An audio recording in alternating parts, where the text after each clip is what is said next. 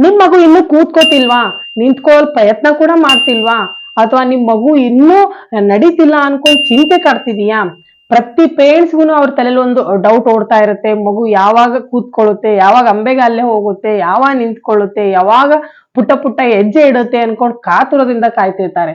So ಹಾಗಾಗಿ ಈ ವಿಡಿಯೋದಲ್ಲಿ ನಿಮ್ ಮಗುವಿನ ಮೈಲ್ ಸ್ಟೋನ್ಸ್ ಯಾವ್ಯಾವ ತಿಂಗಳಲ್ಲಿ ಇವೆಲ್ಲ ಆಗುತ್ತೆ, ಈ ಮೈಲ್ ಸ್ಟೋನ್ಸ್ ಯಾವಾಗ ಡಿಲೇ ಆದ್ರೆ ನೀವು ಡಾಕ್ಟರ್ ಹತ್ರ ಹೋಗ್ಬೇಕಾಗತ್ತೆ ಅನ್ನೋದ್ರ ಬಗ್ಗೆ ಸಂಪೂರ್ಣವಾಗಿ ಡಿಸ್ಕಸ್ ಮಾಡೋಣ. So welcome back to my channel being mom Kannada.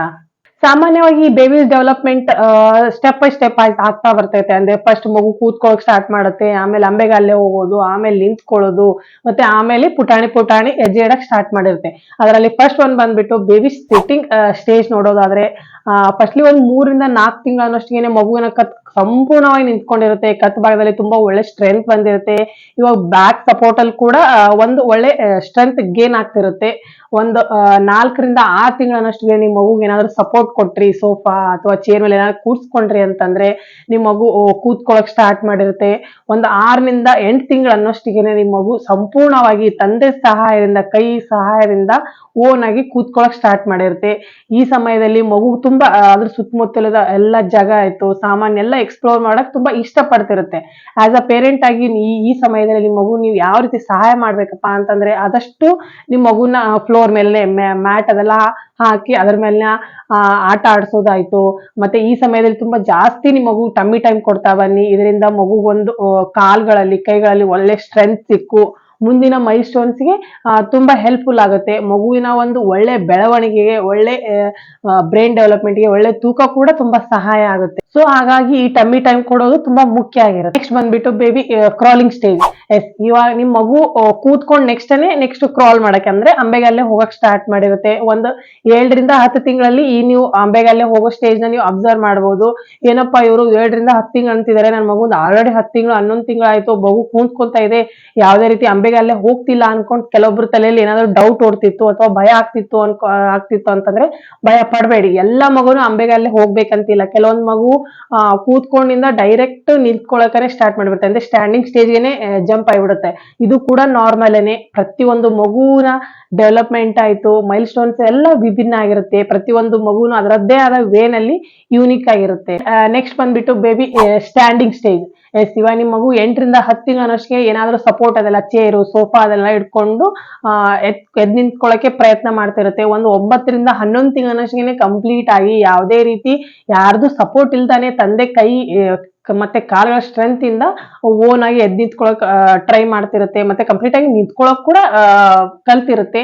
ಈ ಸಮಯದಲ್ಲಿ ನೀವು ಆಸ್ ಅ ಪೇರೆಂಟ್ ಆಗಿ ನಿಮ್ಮ ಮಗು ಆದಷ್ಟು ಸುತ್ತಲಿನ ಯಾವ್ದೇ ರೀತಿ ಚೂಪಾದ ಆಯ್ತು, ಮಗುಗೆ ಹಾನಿ ಮಾಡುವಂತ ವಸ್ತುಗಳಿಂದ ದೂರ ಇಡಕ್ ಟ್ರೈ ಮಾಡಿ. ಯಾಕಪ್ಪ ಅಂತಂದ್ರೆ ಮಗು ಹೊಸದು ಮೈಲ್ ಸ್ಟೋನ್ಸ್ ಹೊಸದನ್ನ ಟ್ರೈ ಮಾಡುವಾಗ ಬೀಳುವುದೆಲ್ಲ ಸಹಜ ಆಗ್ತಿರುತ್ತೆ. ಸೊ ಅದರದ್ದೇ ಆದ ಓನ್ ವೇ ಇಂದ ಯಾವ್ದೇ ರೀತಿ ಬಿದ್ರು ಕೂಡ ಅದಕ್ಕೆ ತುಂಬಾ ನೋವು ಆಗ್ತಿರಲ್ಲ. ಅದೇ ಸುತ್ತಲಿನ ಯಾವ್ದಾದ್ರು ಹಜಾರ್ಡಸ್ ಆಯ್ತು, ಚೂಪಾದಂತ ಏನಾದ್ರು ವಸ್ತು ಇತ್ತು ಅಂತಂದ್ರೆ ಮಗು ತುಂಬಾ ಏಟ್ ಆಗೋ ಚಾನ್ಸಸ್ ಇರುತ್ತಲ್ಲ. ಸೊ ಹಾಗಾಗಿ ಸೇಫ್ಟಿ ತುಂಬಾ ಮುಖ್ಯ ಆಗಿರುತ್ತೆ ಈ ಸ್ಟೇಜ್ ಅಲ್ಲಿ.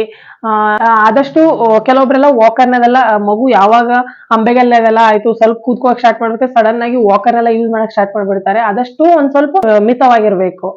ನೆಕ್ಸ್ಟ್ ಬಂದ್ಬಿಟ್ಟು ಬೇಬಿ ವಾಕಿಂಗ್ ಸ್ಟೇಜ್. ಎಸ್, ಇದಂತೂ ಪ್ರತಿಯೊಬ್ರು ಪೇರೆಂಟ್ಸ್ ಕೂಡ ತುಂಬಾ ಕಾತುರದಿಂದ, ತುಂಬಾ ಎಕ್ಸೈಟ್ಮೆಂಟ್ ನಿಂದ ಕಾಯ್ತಿರುವಂತ ಸ್ಟೇಜ್ ಅಂತಾನೆ ಹೇಳ್ಬೋದು. ನಮ್ಮ ಮಗು ಯಾವಾಗ ಪುಟಾಣಿ ಹೆಜ್ಜೆ ಇಡುತ್ತೋ ಅದನ್ನ ಯಾವಾಗ ನೋಡ್ಬೇಕು ಅನ್ಕೊಂಡು ಎಲ್ಲರೂ ಕಾತುರದಿಂದಾನೇ ಕಾಯ್ತಿರ್ತಾರೆ.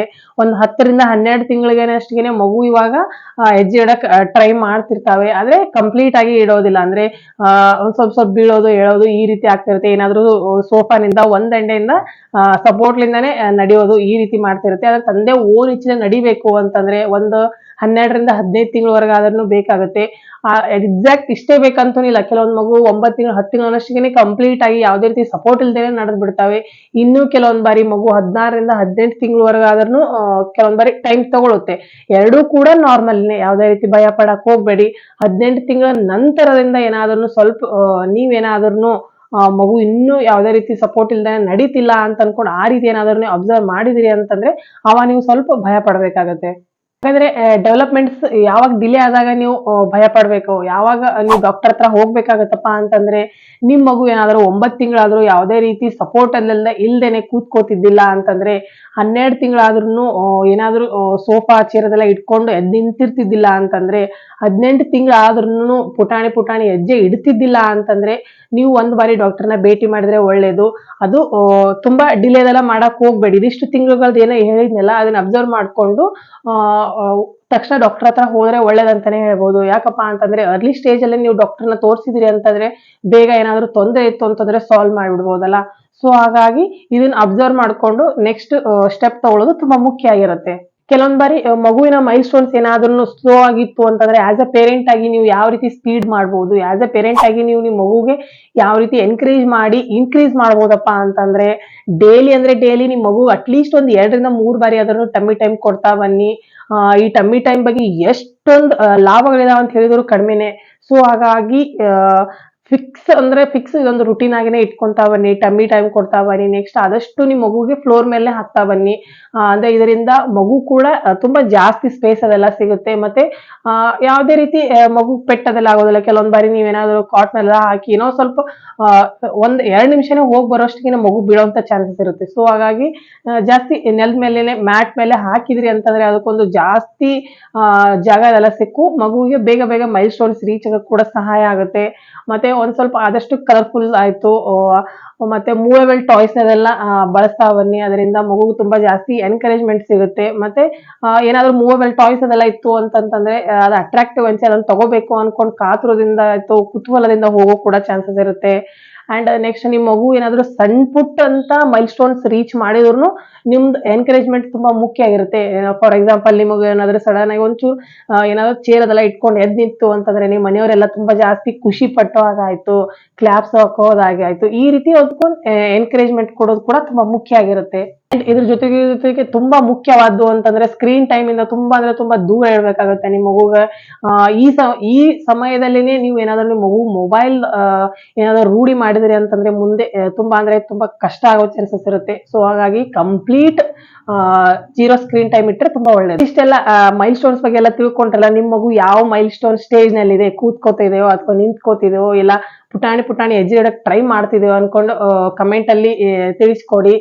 ಎಟ್ ಲಾಸ್ಟ್ ಫ್ರೆಂಡ್ಸ್ ನಾ ಹೇಳೋದೇನಪ್ಪಾ ಅಂತಂದ್ರೆ ಪ್ರತಿಯೊಂದು ಮಗು ಕೂಡ ವಿಭಿನ್ನ ಆಗಿರುತ್ತೆ, ಅದರದ್ದೇ ಆದ ಓನ್ ವೇ ಅಲ್ಲಿ ಯೂನಿಕ್ ಆಗಿರುತ್ತೆ. 1 ತಿಂಗಳು 2 ತಿಂಗಳು ಕೆಲವೊಂದ್ ಮಗು ಬೇಗ ಕೂಡ ಅಚೀವ್ ಮಾಡುತ್ತೆ, ಇನ್ನೊಂದ್ ಸ್ವಲ್ಪ ಲೇಟ್ ಕೂಡ ಆಗ್ಬೋದು. ಯಾವ್ದೇ ರೀತಿ ಭಯ ಪಡಕ್ ಹೋಗ್ಬೇಡಿ.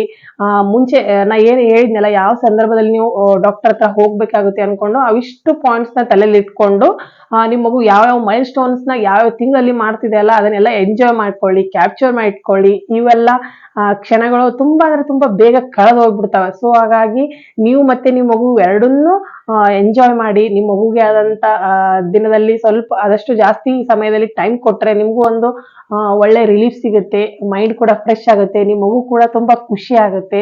ಫ್ರೆಂಡ್ಸ್ ಇದ್ರ ಬಗ್ಗೆ ಏನಾದ್ರು ನಿಮ್ಗೆ ಡೌಟ್ ಇತ್ತು ಅಂತಂದ್ರೆ ಕಮೆಂಟ್ ಅಲ್ಲಿ ಕೇಳ್ಬೋದು. ಈ ಮಾಹಿತಿ ನಿಮ್ಗೆ ಶೋರ್ ಇಷ್ಟ ಆಗಿದೆ ಅನ್ಕೊಂತೀನಿ. ಇಷ್ಟ ಆದ್ರೆ ಲೈಕ್ ಮಾಡೋದನ್ನು ಮರಿಬೇಡಿ. ಮತ್ತೆ ಮುಂದಿನ ವಿಡಿಯೋದಲ್ಲಿ ಸಿಗೋಣ. Take care.